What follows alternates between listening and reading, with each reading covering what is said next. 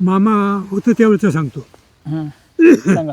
हां ही मोठी मुलाखत ती मामा होतंच तेव्हा. हां. मामा एक होतं. कडगावला गेलो एवढंच नव्हतं, त्याच्या आदलेला होतंच. हां. आता इथं बकरी नियमाप्रमाणे. आता काय तू काय बाबा, तुझं नाव काय, गाव कुठलं, काय तुझा आमचा परिचय कसा, बोल.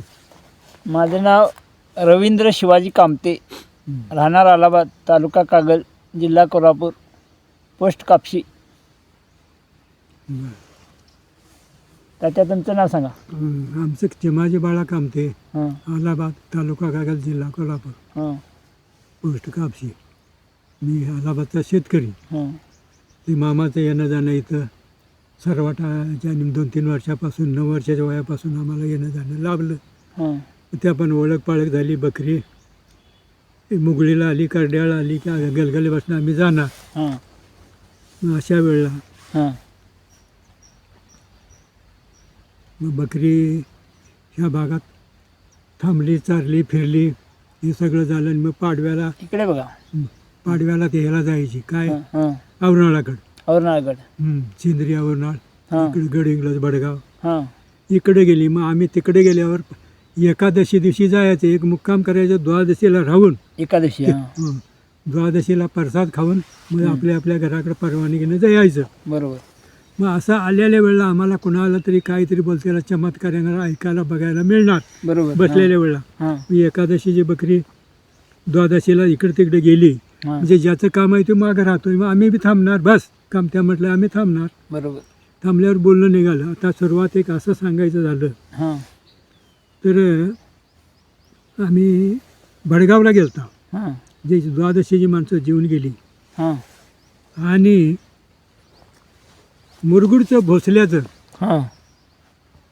मामाचं भक्त, हां. त्याच्या घराचा सुद्धा पाया मामाने भरला. हां. कसा ते गवंड्यासने ते घर बांधकाम करणार होतं. हां. अशा वेळेला पाया भरला, मी येतो रे, चिखल कालवून तयार ठेव. हां. आणि कवा येईन सांगता येत नाही, मोतूर असेल तेव्हा मी येणार. हां. मग चिखल कालवून तयार ठेव. रात्रीला सुद्धा ते हजरत राहिलं तिथं. हां. कवा येतोय कुणाला माहीत. बरोबर. 3 वाजायच्या वेळेला मामा हजर, बरोबर. त्याचा भक्त तो. हां. मग त्या पाया भरायच्या वेळेला हां. 3ला मामा हजर. गवंडे आहेत का रे म्हणून विचारला. कालिवला चिखल, कालिव हां. कालिवला भरून आणून ठेवलं. मामाने खडा घेतला हां. आणि दगड चिखल टाक रे म्हणलं इकडे. ते चिखल टाकला आणि त्यावर एक दगड ठेवला. दगड ठेवला. आणि मग म्हणलं ह्या घरातली इष्टन सपली तर बाळू धनगर म्हणू नको म्हणला. हां. काय एवढा परिचय चांगला बाळूमामांचा आणि त्यांचा हां. घरोबा चांगला होता. हां. म्हटल्यावर ते सगळं काम झालं. येणं जाणं त्याने अगोदर अनुभव होता. हां. झालं ते घर त्यांचं बांधून पुरा झालं, सगळं झालं. हां. आणि तिथनं आमची बकरी तिकडे गेलेलीच होती. ते दुसऱ्या वर्षी घर पुरा झालं. मग बरोबर. ते येणं जाणं तिथं झालं. हां. मग त्या येण्याच्या वेळेला काय झालं, ते पायाचं अगोदर झालं. पायाचं आणि झालं. मग एकादशीला आम्ही दुसऱ्या गेलेलं. हां. दुसऱ्या त्यावेळेला गेल्या. ते बायकोला, पोरग्याला आणि आपण हां. ही आवरणाच्या भडगावच्या रानात आली. भडगावच्या रानात आली. आणि अशी बसली. हां. प्रसाद बिसाद खाल्लं तर उठून गेल त्या पंक्ती. हां. विषय निघाला आणि बोलणं चालू झालं. हां. पोरग्याचं लगीन करा म्हणतो. हां. बरं आहे, चांगली गोष्ट आहे. काय पेढे घेऊन आलास? हां. नाही म्हणला, हे लगीन ठरायचं आहे आणि पोरगा आमचं ऐकना. हां. अरे काय झालं तुला, का करत नाही? तर म्हणला ह्यानी पोरगी काढतील, मला पास नाही, मला पास आहे ते ही करत नाहीत. हां. हे बघा तुम्हीच. हां. बरोबर आहे. तू कुठली पोरगी करतोस? हां. युरोपियनची वर आहे म्हणला. हं. बरं मग अरे जातीतली असावी. चालत आलेलं रूढीप्रमाणे वागत जा. युरोपियन म्हणजे? ख्रिश्चन पाहिजे काय. युरोपियन म्हणजे सगळ्यांनी कळतंय. हां. युरोपियन म्हणजे परजातीतली, हां. अमेरिकेकडली म्हणा. हां. ते कुठंतरी शाळा शिकाय असेल, तिकडं त्यांचं काही घडलेलं असेल. हां. मग हे घरातल्याशी 5 पडणार पाहुणं पै बडे माणसं झाली. ही हां. सिनेमे टाकी त्यांची, हां. पैसा उमंगर, जमिनी घेतल्या घरच्या भरपूर. हां. आणि मग अशा वेळेला ती कुठली तरी पोरगी गणवल्यासनी सगळ्यासनी अपमान वाटणार. हां. ह्याला ती भ्यालेली अब्रूला. हं. मग ती मामाकडे तरी काय करते बघूया म्हणून जाऊन यावं, ह्या पद्धतीनं आली.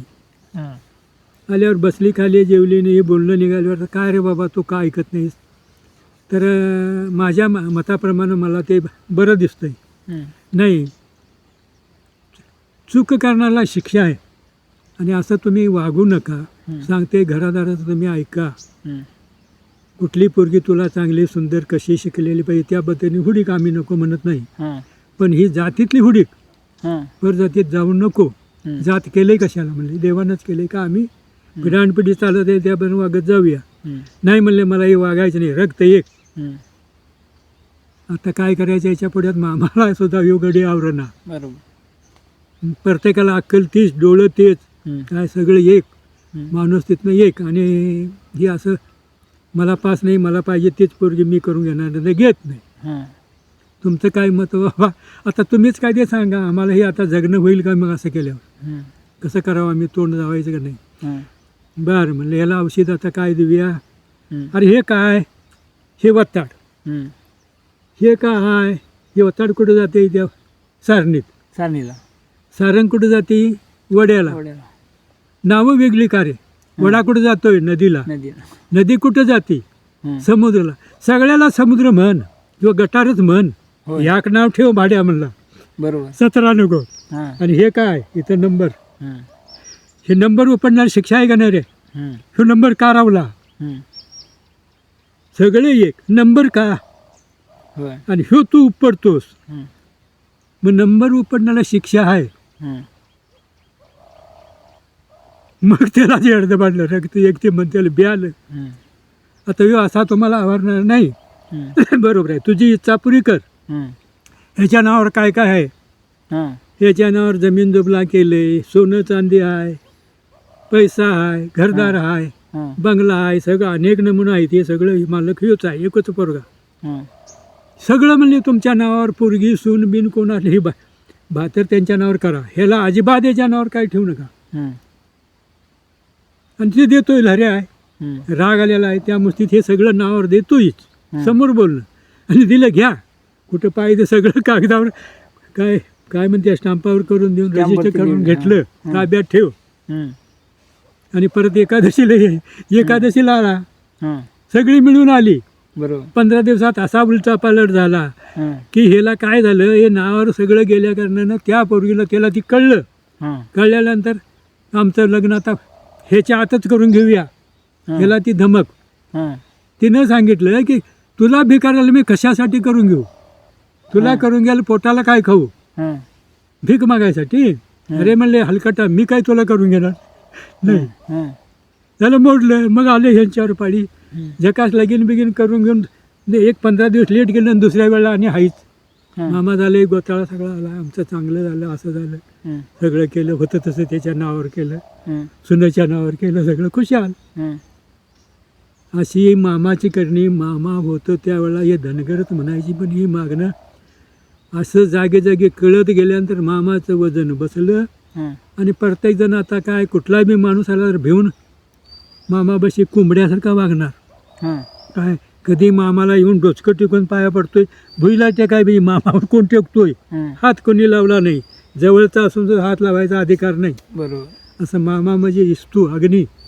तिथं वागताना असं वागलं पाहिजे की कसपाट एवढं जर त्यातलं काय गेलं तर ते सवयीनं दिडीनं काढून घेतंय, सोडत नाही. त्याला काय रोगराई देईल ते दवाखान्याला जाईल आणि शेवट त्याला बी घेऊन जाईल. बरोबर. सोडत नाही. असं ह्या धर्तीवर असा ह्यो बाळोमा ज्या वेळा तुकाराम झालं, ज्ञानेश्वर आलं, त्या पद्धतीचा आम्हाला राम माहिती होता, त्याच्यातनं आम्ही फिरला. त्यावेळी तिथली माणसं जे त्याला काय ह्यो दशरथाचा पोरगा म्हणतं, तसं मामाला म्हणजे धनगरच म्हणून बोलाली. त्यातला देव हा हे त्यासनी कुठं कुणाला मग कळलंय आम्हाला. बरोबर. काहीच नाही. पण हळूहळू असं चमत्कारात जागे जागी कळत ज्या वेळेला गेलं त्यावेळेला ह्यो देव आहे, याच्या अंगात भरपूर पावर आहे, ह्यो करेल ते होतंय, ही अशी वचक बसली. म्हणून इथनं पुढं मामाला देव म्हणायला लागली. काही चाराने लोकांना ते नेमकं कळलं. आता तरी सगळ्यांनीच कळलं. होय होय कळलं.